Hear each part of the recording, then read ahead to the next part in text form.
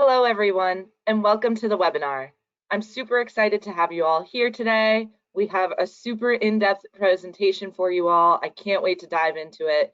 So with that being said, I do want to give folks just another minute or two here to join. So while we do that, I'd love to make sure that everyone on this webinar call is able to use the question box feature within the GoToWebinar app.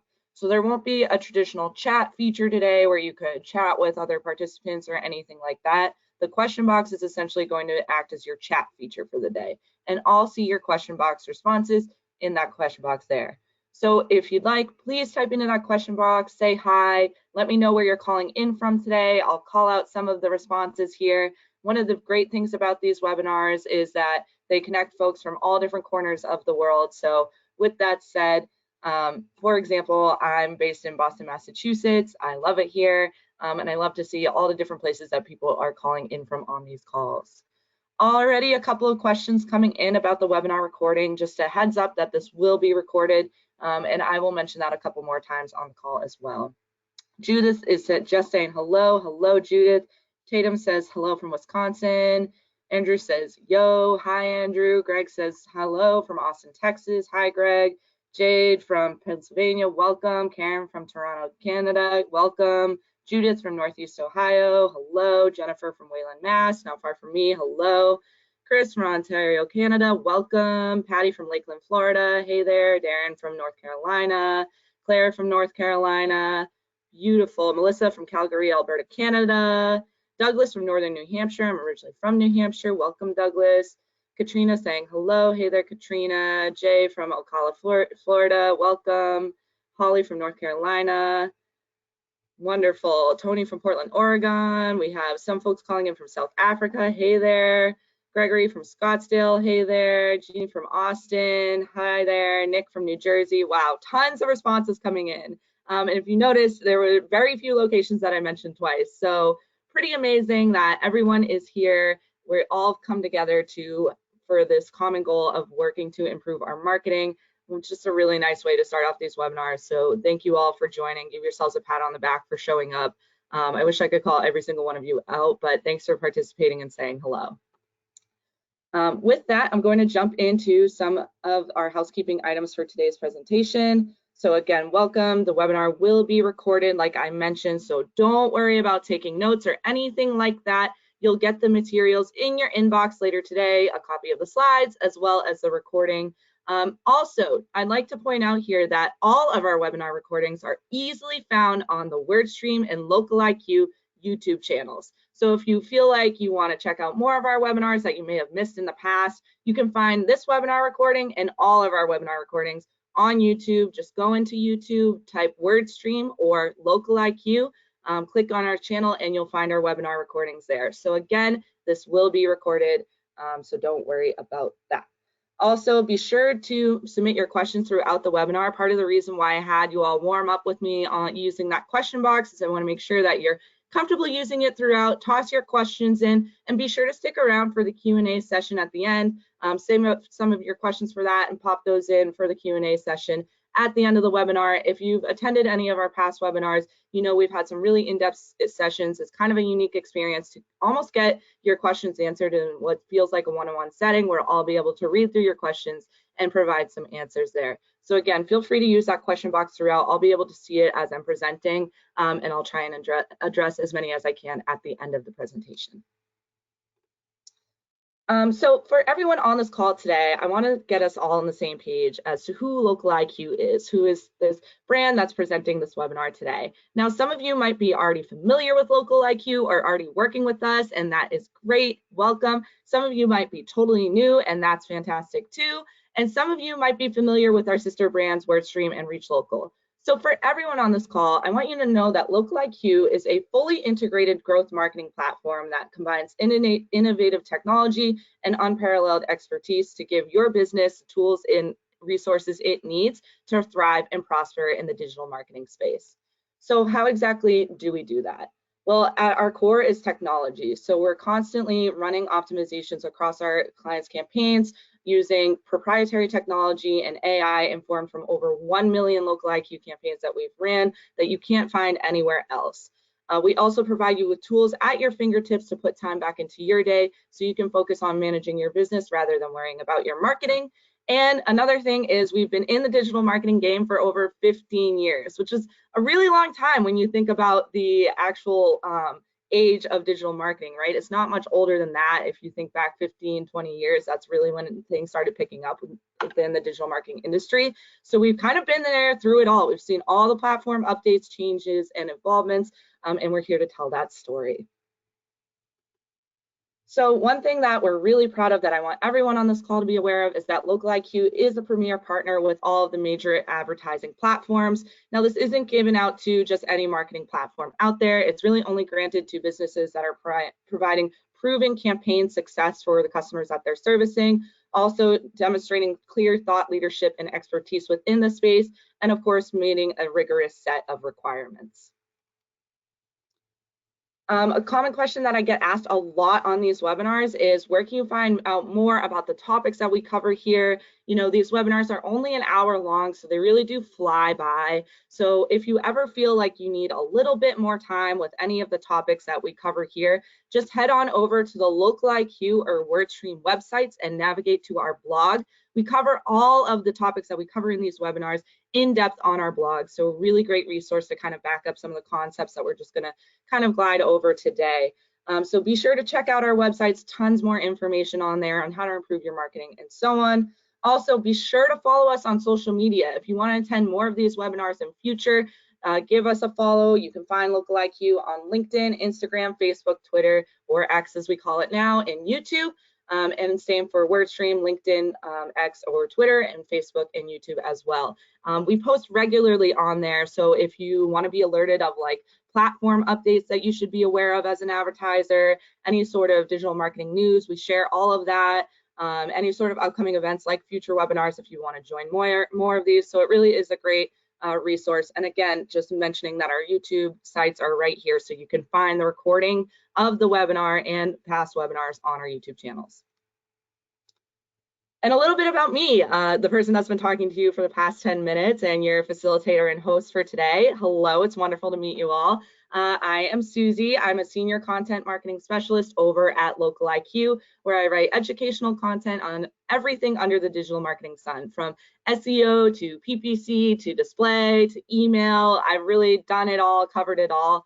How I've gotten into this role was I was originally a digital marketing consultant over at WordStream, where I was working with folks like everyone on this call, coaching them through the best practices of through the day-to-day on Facebook ads, Google ads, and so on. So I took that real life consulting experience and applied it to the educational content that I write for both of the WordStream and LocaliQ websites today. Like I mentioned, a little bit of a fun fact about me is I'm based in Boston, Massachusetts. I love it here. I love to go snowboarding on the weekends outside of work. So this is my favorite season, which is a little bit of an unpopular opinion. Most people hate the cold, but luckily I love it, and I happen to live in a place that has plenty of cold. So enjoying the season this year. You can follow me on LinkedIn and Twitter or X as well. I share out any sort of reports that I think are really important. I share out webinar information, other upcoming events, articles, things like that. So definitely check me out.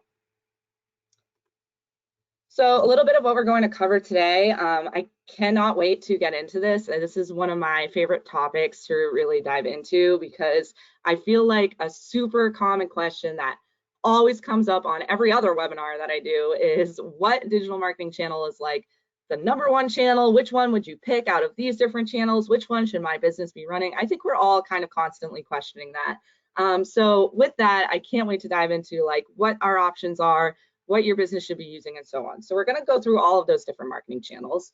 So we're going to just kind of do an overview of all of them, and then we'll go a little bit in depth into each, and then also how to make them work for your business. So we're going to go through a few tips as well. And then, of course, like I mentioned, we're going to jump into Q&A at the end. And again, I do see some questions coming in already. Of course, I'm presenting, so I won't be able to address them as I go through the presentation, but I'll try and cover as much as I can in that Q&A session at the end. So keep them coming. So for everyone on this call, if you've ever attended any of our past webinars, you know I love to keep our attendees on their toes. So I want to warm you all up with a little pop quiz. So type into that question box again, and I'll call out some answers. Let me know, what are some marketing channels that you or your business is hoping to try in 2024. You know, what channels have you not had but you want to try, or maybe channels that you're rocking or worked really well in 2023 that you want to use in 2024. Let's just do a little pulse check. I want to see, you know, what channels we might be using here. So let's see, I'm calling out some of these answers, already a ton flowing in.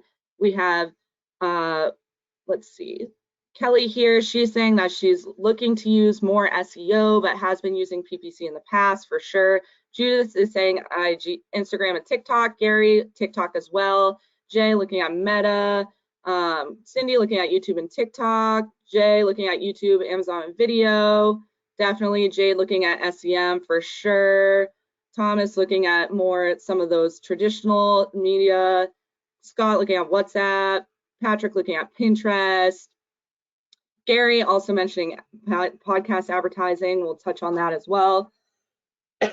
Wow, tons of responses. Chris looking at LinkedIn, tons and tons. So lots of social, lots of search engine marketing and so on. But if you notice, a lot of the questions that of the responses that I'm calling out here aren't the same, right? So we have like Jeannie mentioning Google AdWords, we have Peach mentioning YouTube Shorts, we have Jules focusing more on her website, Rich looking at SEO, Matt looking at, you know, geo targeting, Lara looking at Hulu. So there's so many different responses coming in that I'm calling out, right? There is no one right or wrong answer. The reason why I love to do these pop quizzes is because everyone's answer is different, right? So I want you all to remember that as we're going through this presentation today, is while I'm going to be talking through like a lot of general best practices, tips, and so on, think about how that can apply to your unique business situation, because obviously at the end of the day, every business is different. Everyone has different goals, different needs, different industries. So keep that in mind. I want you to use this material as a guideline to really guide you to your specific situation. But again, don't feel like there is one end all be all channel or there is one right or wrong answer. That was kind of the point of this. So let's talk through the marketing channels that we're going to cover today. First off, I want you all to know that marketing channels, I mentioned again, like how people always ask about the end all be all, like what's the one digital marketing channel I need to be focused on? I hate to say it, and I say it all the time, you really can't be using just one digital marketing channel in this day and age. Like you want to be using multiple, at least 3 or more. As you can see from this stat that's all over your screen right now, it makes a big difference in your conversion rates, the more marketing channels that you're using. And that makes sense, right? Because if we're thinking about the customer journey and the buyer's journey, it's a multi-step experience now. There's so many possible touch points that people can have with your business. So you want to make sure that you're there and getting your brand messaging across and your promotions across every step of the way, right? It's no longer, potentially, just being aware of, the potential businesses around you that are close by or that you could look up, in the phone book back in the day or whatever it may have been. It's more about, these multiple different touch points of, all right, I'm thinking about making a purchase. Let me Google it online. Maybe I click on an ad or an organic result. I get to the website. I think about it. I come back to it, or I shelf it for now. And then I go and see a display ad. And then that brings me back in, but I'm still not sure. So I might follow them on social media to get a better idea of what the business is about. And then I'll finally make that, purchasing decision. That's just one example of how it's a kind of a roundabout way that customers are getting to us now. So thinking about all those different channels and those touch points, and I am going to be reinforcing that theme a lot through this presentation, is that you want to be using multiple channels at the end of the day. And it doesn't matter, like which ones you use, you need to use the ones that work for you, right? There is no right or wrong answer. Everyone's going to have a different mix probably, but again, there are some that are going to be mostly effective for most businesses out there, and that's what I'll be covering today. So some of the free, paid, and bonus channels that we're going through. So basically why we bucketed out like this is, of course, the free channels are kind of like a given, right? They don't really cost you much at all to get going, so you want to be using them, and they can really have some big benefits for your business. Of course, we all have some marketing budget likely that we could put towards a paid channel or two, or multiple even, depending on our budget size. So I'm going to walk through some of those as well. And again, I want to make make sure that you all know that this presentation will be friendly for all levels and all budgets. So whether you have a monster marketing budget and you're crushing it, or you have no marketing budget at all and you're trying to figure out where to start, it doesn't matter where you are, these concepts can apply to your specific situation, right? So I am going to be mindful of that throughout. You know, obviously we don't all have, it's not always feasible to just dump money into a campaign. Of course, if you put money towards a campaign, you're going to see results, but that's not always realistic. So thinking about that, thinking about where you can best apply your marketing budgets, whatever your marketing budget may be, I think is really important. And then speaking of that, we're also going to go through some quote unquote bonus channels. Now, these channels are equally as important as the free and paid channels. However, they can kind of be like a choose your own adventure type of channel, right? Because there are ways that you can go the low cost or even potentially no cost route for some of those. And there's also ways that you could put a little bit of budget behind it to really crank up your results. So I'm going to be talking about that as well. So let's go through those 10 marketing channels now. We'll go into detail of each one. Starting with local SEO. This is something that I truly believe that every business on this call could likely benefit from. One, it's free, of course, and two, it's kind of like your primary driver, your primary foundation for your digital marketing, right? It's how you're building out your business and website and optimizing your website to show up in organic results on search engines like Google, Microsoft, so on and so on. And it can really contribute to a huge chunk of your website traffic. Why do we care about website traffic? That is going to ultimately be how you're going to get conversions, right? So that's kind of like half the battle into turning a potential customer into a paying customer, right? So they're going to be finding you online. At the end of the day, that's the reality these days, is most people are going to be going to Google or whatever social media, wherever it may be, to search for something that they're looking for, search for your business, to learn more about it. In fact, it's like over 90% of consumers are looking for businesses online. So they'll be, if they're looking to make a purchase, they're going to start with online. So you want to have your local SEO in tip-top shape so that you can be there when they're looking for you. And then once you have your local SEO set and good to go, you'll see that increase in your organic traffic. Those clicks to your website, again, is half the battle into getting them to convert. So you need to be able to be found so that they can navigate to where they can actually make a purchase or fill out a form or find your phone number to make a call and so on.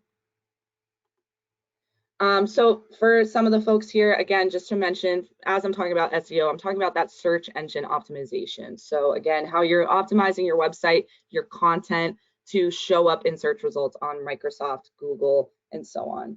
So here's a couple of tips to make SEO work for your business. I already kind of went into this a little bit and alluded to it, but again, optimizing your website. So that's going to mean making sure both technically you're sound and also doing some of that SEO work of, you know, with the content, you know, thinking about your keywords. We have a free keyword research tool on the WordStream site that is super effective in finding those high volume keywords, right? Those keywords that are being looked up a lot, that a lot of your audience is going to be typing into the search bar, so that you seem relevant to that term in Google's eyes, and they'll rank you and have you show up on that page.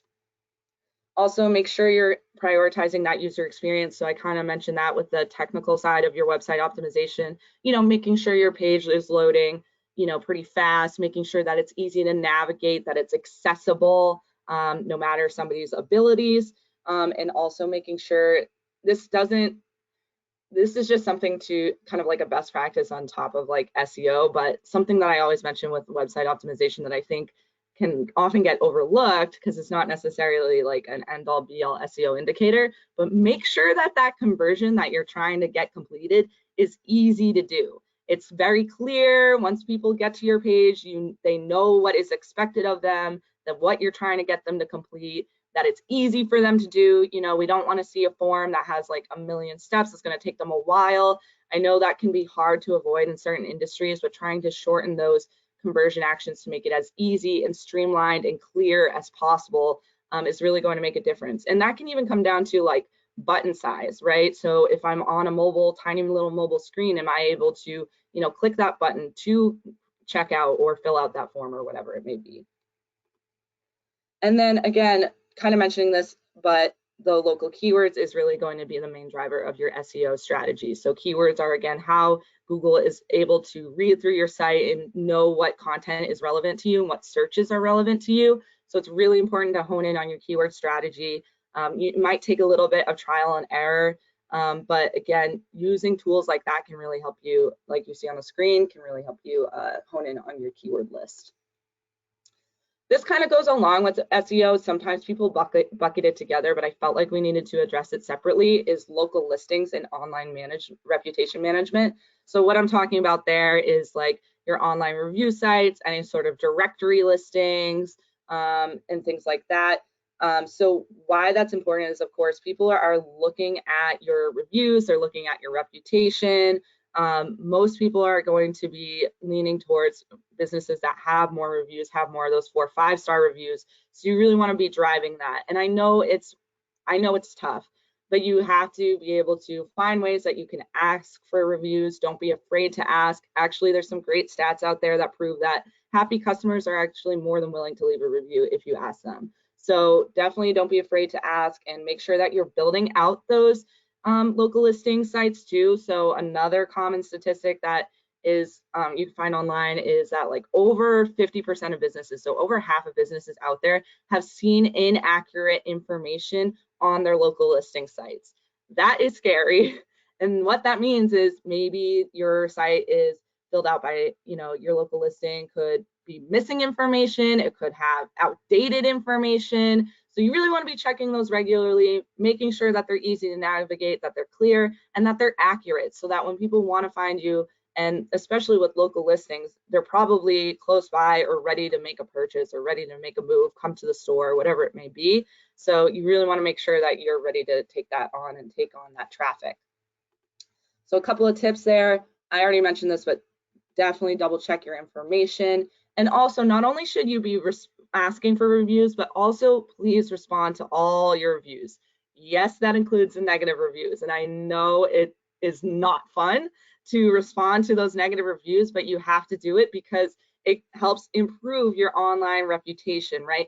People will see that negative review, but if you handle it correctly and they'll see your response, and then that can actually help your credibility. So I think a lot of businesses fear the negative review, right? But you can actually make your negative reviews work for your business in your favor if you respond to them correctly. So not only should you be responding to the positive reviews, and definitely be sure to do that, and it doesn't have to take a ton of time. It can be a quick, thank you, whatever it may be, but also making sure that you're addressing those negative reviews too. And I know it's tough, but the more reviews you respond to, the more active and credible you're going to seem to your audience. And again, make sure you have fun with it too. A lot of local listing sites like Google Business Profile and so on allow you to add like pictures and photos and videos. Try to add in some of those too. It'll help your business stand out, because your listings are going to be within a list of multiple different businesses. So having some of that eye-catching content to really help you stand out amongst all the other results on there can help make a difference. So 3 and 4 we bundled together, and that is, of course, everyone's hot button topic. It was a common response in that pop quiz question I asked, is organic and paid social media marketing. If you are thinking that your business or your audience isn't on social media, I think this stat proves otherwise, that odds are at least some of your audience, if not all, is likely on at least one social media platform. They're super popular, they're growing in popularity.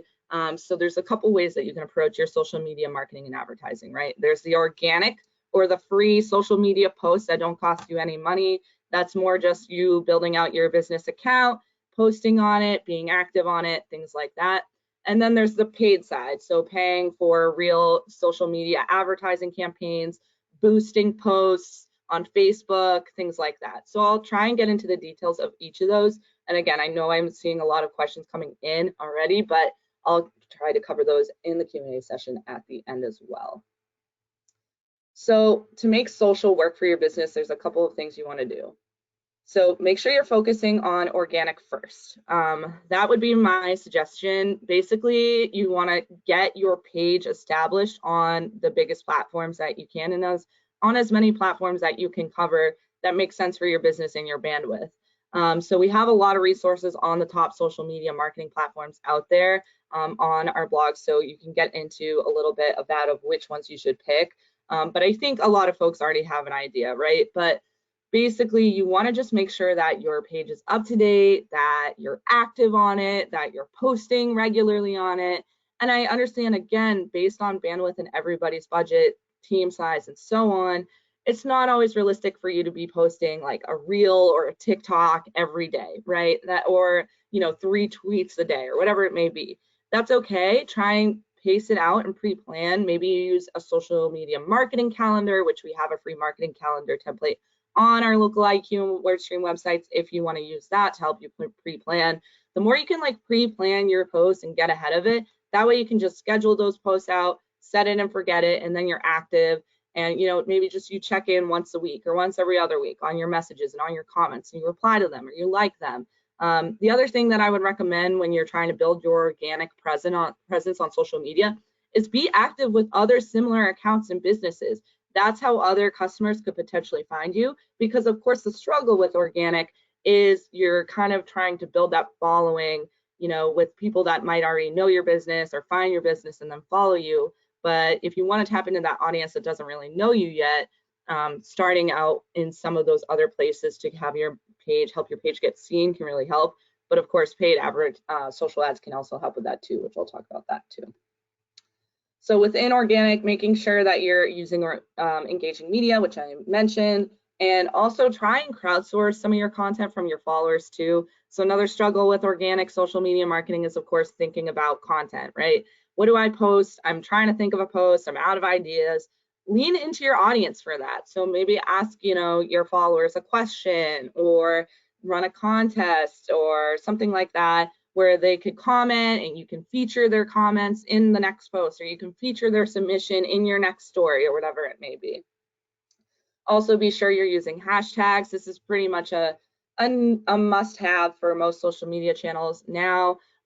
Basically, hashtags help your posts get found, again, by people that might not necessarily know of your business otherwise when they're searching for other hashtags or looking at content related to hashtags that they're interested in. So they can be a really great tool for your business as well.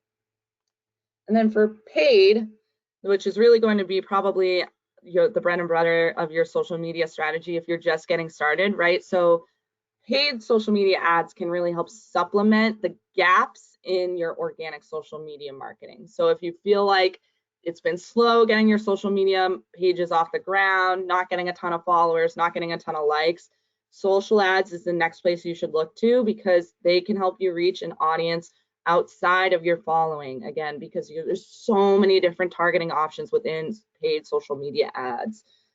So with that, you want to have some nice optimized ads that help you stand out in feeds. The main thing that I recommend to folks usually is thinking about your call to action. There's so many different call to action options now when you're building out a social media ad, especially on like Facebook and Instagram.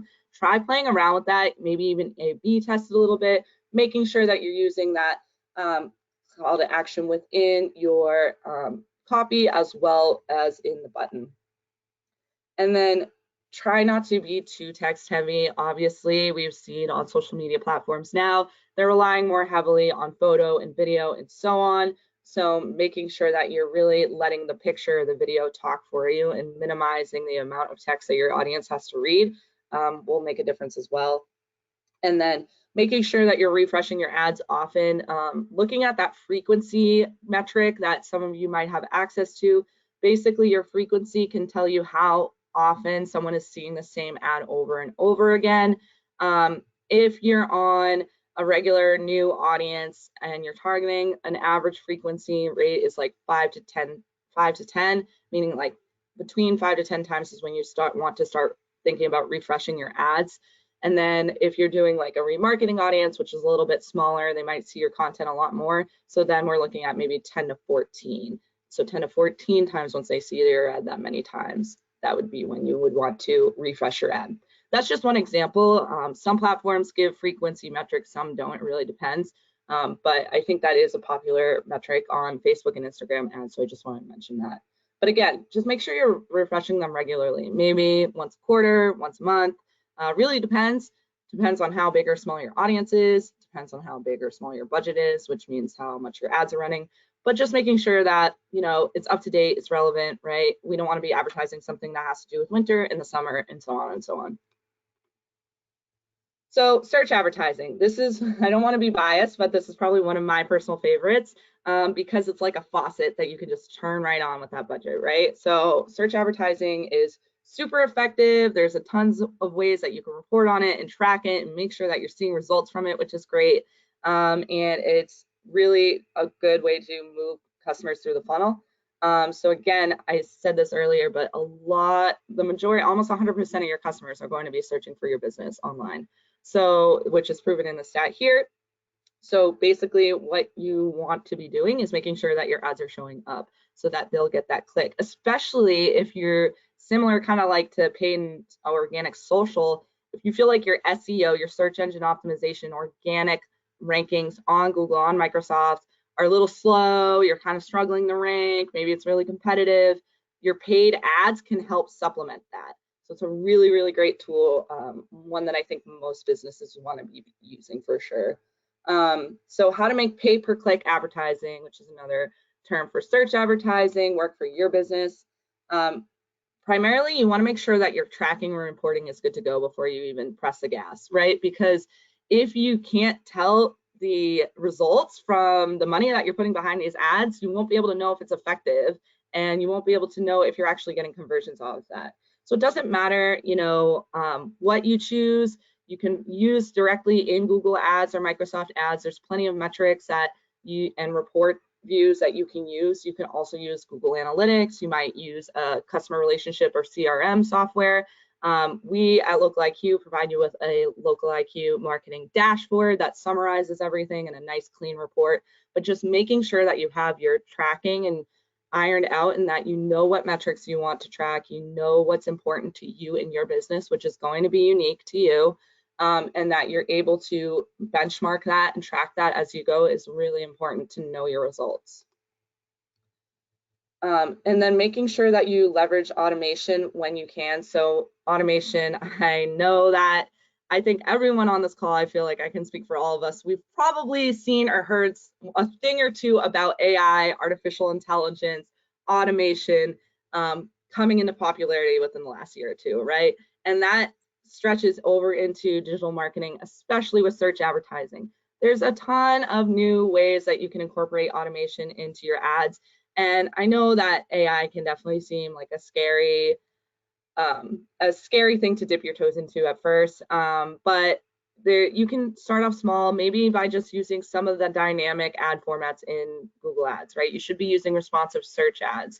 That's a form of automation right there, for example, because they're switching through automatically different headlines and descriptions in real time to serve the best possible ad for the person that's searching for your business. So that's one example of using automation, but make sure you're getting comfortable with it. You know, it might take a little bit of trial and error.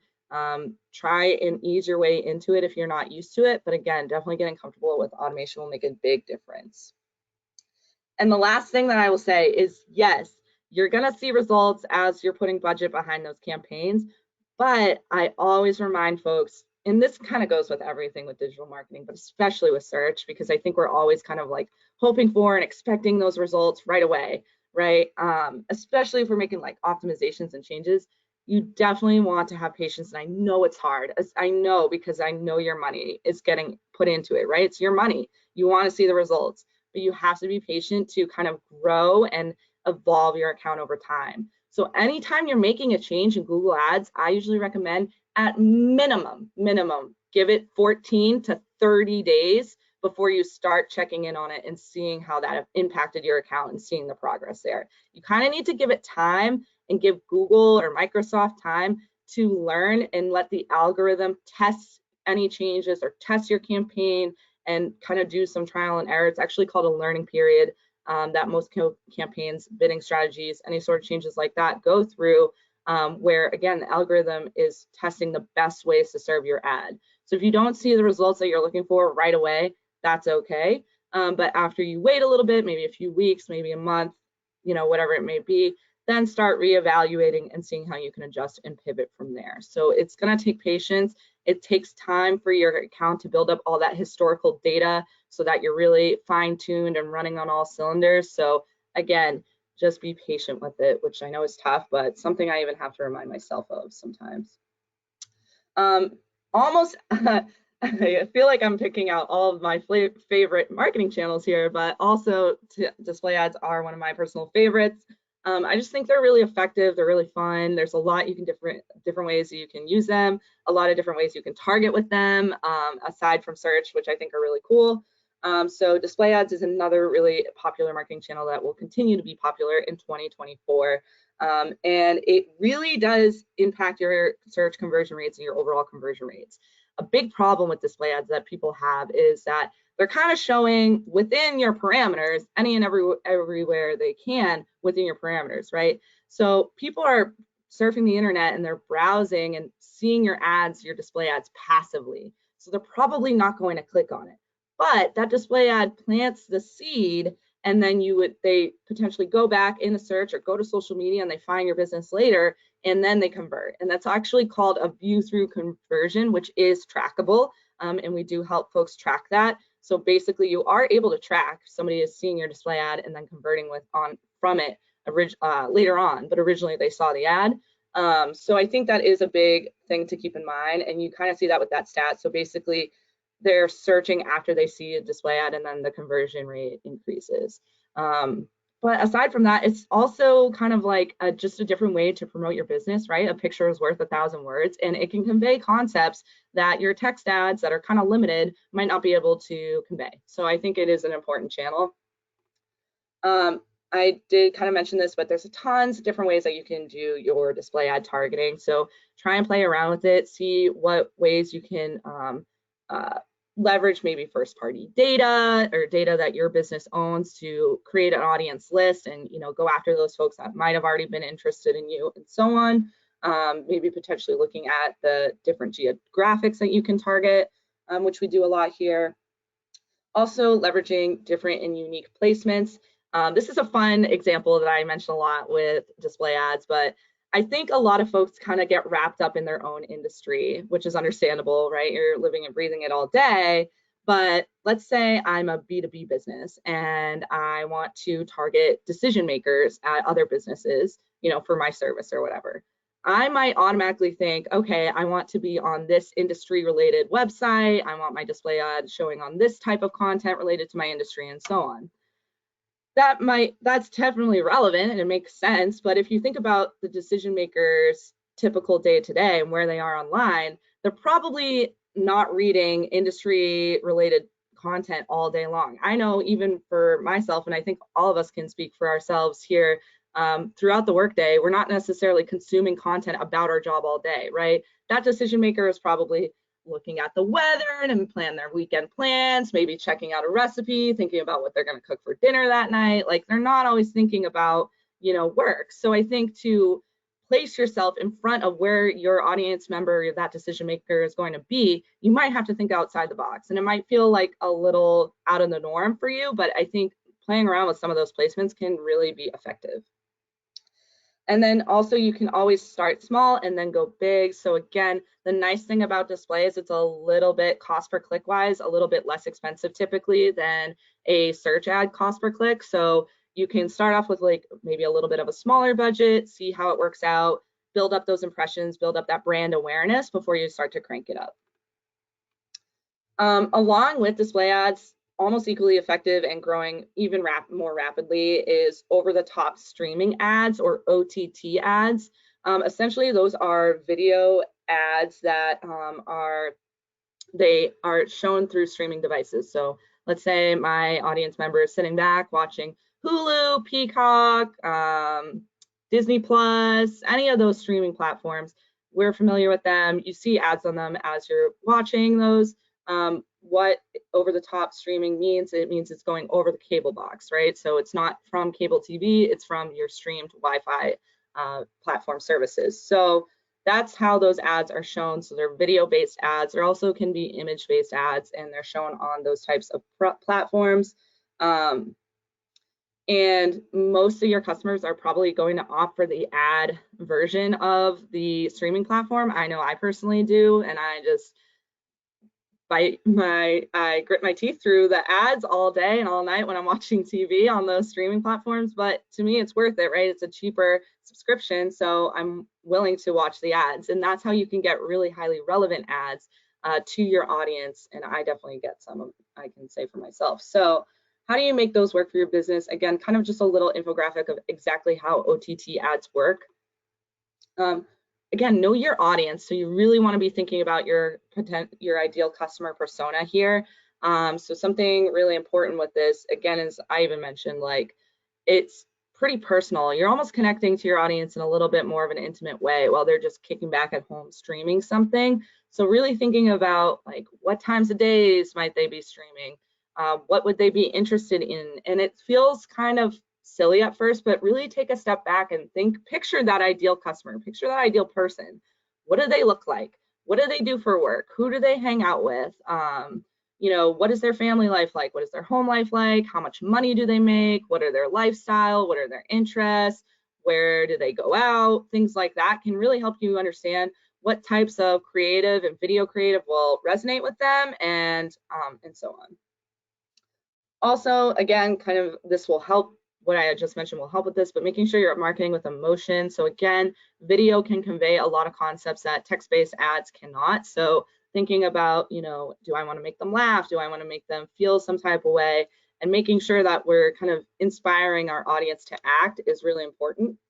And don't be afraid to run tests. You know, you're probably going to have to, again, do a little bit of trial and error with that, with this marketing channel, but that's okay. That's the fun of it. Email marketing, I'm sure we're all familiar with, definitely going to continue to be a big channel for 2024. 64% of small businesses are already using email marketing. So if you feel like you're not using it yet, odds are with this stat, your competitors likely are. So to stay ahead of the game, make sure you're implementing some email marketing here. So email marketing, you want to make sure that your subject lines are concise. We have a lot of information on this on the LocalIQ blog, but basically, depending on the email provider and the device that your audience member is on, your subject line might get cut off. So making sure that your subject line is concise and also avoiding like spam trigger words or anything like that is really important. So getting to the point, making it super punchy is really important. And we have a ton of subject line ideas on our website as well, because I know that can be hard to think about. Also remembering the purpose in each email, making sure that you have that call to action very clear. So when someone clicks on that email, you know, what are they expected to do? Making sure that's clearly conveyed to them can really make a difference. And then also automating when you can, which we have a ton of options with this within the LocalIQ marketing platform, but just making sure that, you know, maybe you set up a lead nurture program where any leads you get in, you automatically send them emails a week out, 30 days out, or whatever that says, you know, thank you, reminder to book your next appointment, et cetera, et cetera. Those automations can make a huge difference in your email marketing success. Website chat is really important as well. It's going to be even more important in 2024. I love talking about this one too. 92% of customers love their experiences with live chat on a business's website. Not only that, but also over 40% of customers expect live chat on a business's website. So odds are your customers are already kind of looking for that. They want that guided experience. And live chat can, of course, help with customer support, but it also can help with just generally like how you're promoting and marketing your offerings as well. So for example, you might be able to guide them down a certain path that they wouldn't have necessarily gone down navigating through your site on their own, but your chatbot pops up and says, hey, are you interested in this? So it doesn't always have to be used to troubleshoot, it can also be used to market and promote. So make sure that you're giving plenty of options within the live chat prompts to guide the user throughout the chat experience. And then make sure you're personalizing your bot, making it clear and conversational can really make a difference as well. We have a lot of live chat options within the LocalIQ marketing platform, but again, you just want to make sure that they're gonna know it's a bot. Honestly, let's be real about that, because I think we all have had experience with a chat bot, but making it still feel friendly, feel conversational, feel like your business cares, I think is what really makes a difference here. So just mentioning that, and then making sure you're running those quality checks early on primarily, but also throughout your chat bot journey is really important. So again, just making sure that you're getting the correct responses out to your customers, that there is no any sort of like potential questions that could come in that would throw the bot off or something like that. And then lastly, I feel like it wouldn't be a truly educational webinar on marketing channels if I didn't address of course, the traditional channels that we know and love, the OGs. So traditional channels like direct mail, TV, radio, and so on. Over 80% of customers actually do take action off direct mail. I feel like those channels can often get swept under the rug these days, you know, especially because they're not as trackable as digital channels, to be honest. But, you know, this stat proves that there is action and ROI to be seen with traditional channels. So you might want to add that to supplement some of your digital marketing channels. So you might want to focus on print, TV, radio, direct mail, making sure that you are solidifying your creative strategy. So one thing that I think often gets overlooked with traditional versus digital is making sure that you're providing a cohesive brand experience throughout. So whatever creative you're promoting online, you should also match in your traditional channels, or other way around too. Any creative or promotions that you're promoting on your offline channels, you should promote on your online channels. This will make a more streamlined experience for your customers, and it'll also make it easier for them to recognize your business, right? The last thing you want is for a potential customer to be looking for your business and then find that they don't recognize your business, or it doesn't match up to what they originally saw, so they aren't sure if it's you, they aren't sure if it's legit, and then they bounce, or whatever the case may be. So making sure that you're providing that cohesive brand experience between different channels is really important. And then also to try and check out what traditional channels your competitors might be using, and what they might be looking into as well. This is a great way to just kind of get started with traditional channels. And traditional can also bleed into digital. So I had mentioned earlier things like audio, right, or like podcast marketing. So if you're doing like TV or radio spots already, or you're comfortable with that, you might want to carry that over to potential podcast spots or so on, which is a great and very popular, lucrative channel for 2024. And then vice versa, you can also use like your YouTube ads or your YouTube videos or your OTT ads and morph them into material for TV ads if you want to try that too. So I know that was a ton of information and it flies, right? We flew through it because, you know, it's a lot of information all at once. I mean, even for me, it took me a while to kind of grasp all of these channels and to, you know, really understand all of them. Totally fine if it felt like a lot. It's kind of meant to, because, you know, again, you need to be walking away with this to take some information to sit back and kind of marinate with, right? So I'll leave you all with some thought starters to kind of just wrap up a lot of what we were talking about, the main takeaways that I want everyone to be aware of for this, and then we'll jump into the Q&A. So you want to make these marketing channels work for your business. You need to be using multiple marketing channels in 2024. So how do you do that?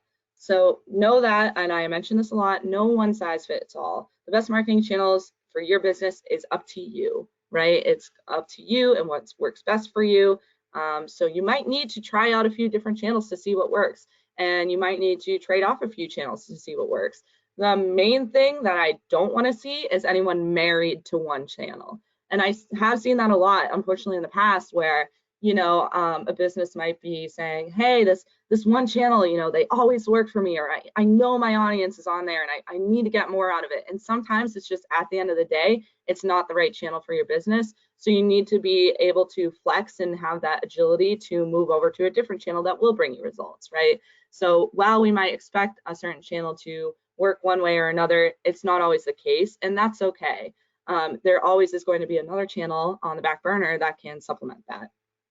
So again, be ready to test, be ready to try different A/B test variations, and benchmark your progress. So again, being aware of your goals, being aware of the metrics that matter to you.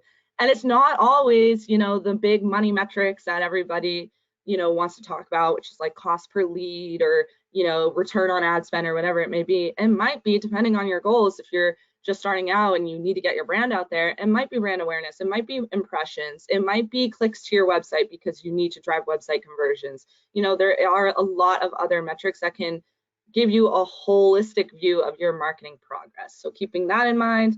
And then again, just trying new things. I know there's like a lot of automation technology that is new that everyone needs to get, comfortable with, understandable, but just making sure that you're trying it out and going for that cross-channel approach to maximize your marketing success is really going to be the big difference in your 2023 versus 2024 marketing if you try it out.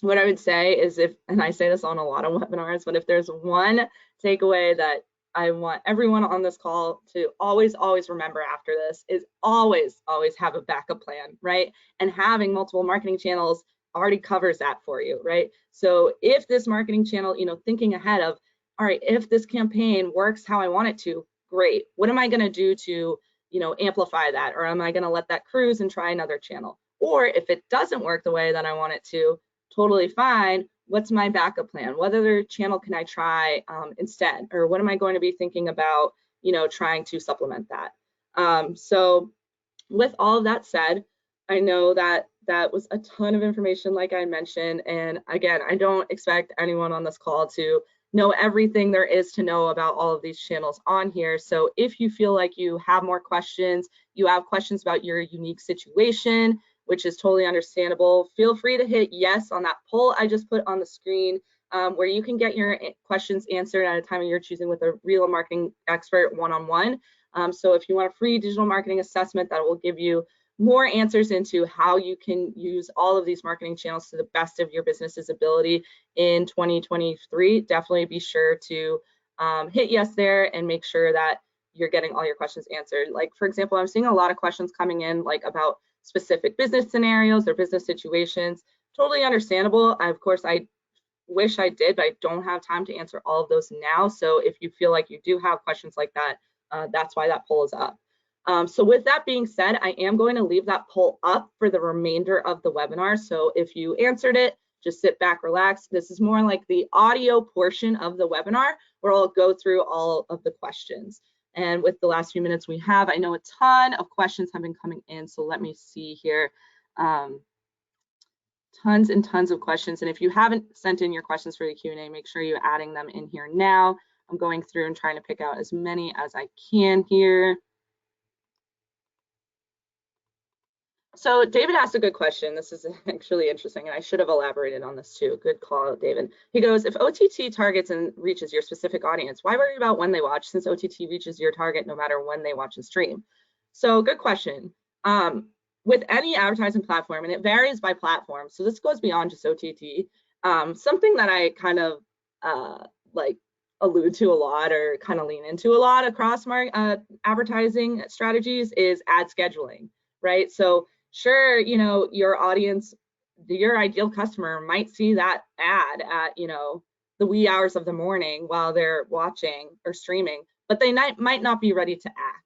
So also thinking about that lifestyle of, all right, when are they going to be up and looking and active and ready to take action on my ad is really important. So I was kind of alluding to ad scheduling there. So thinking about, again, within your audience, not only are you thinking about their behaviors and their interests, but you're also thinking about when can I spend and how I spend to have my ad show to maximize its results. So again, just kind of thinking about your ad scheduling there is what I meant there. Good question. Chelsea asked a good question. If my cost per click is high, what is the first element in a search and display ad that I should fix?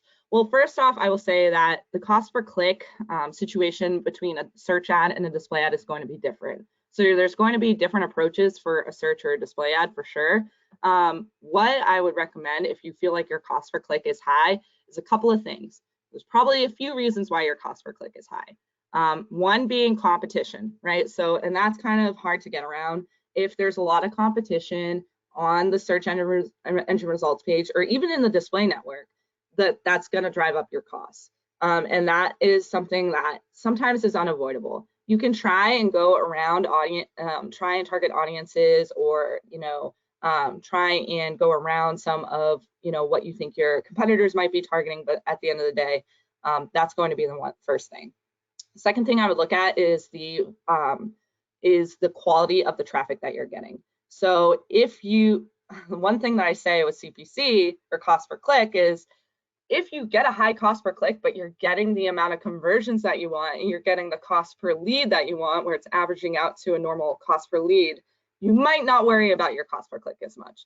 And of course, I understand why cost per click is important, but I'm just saying you want to be thinking about the other metrics that are going to give you the full picture. So I would also recommend not focusing too much on a high cost per click if you feel like you're achieving all of your other advertising goals.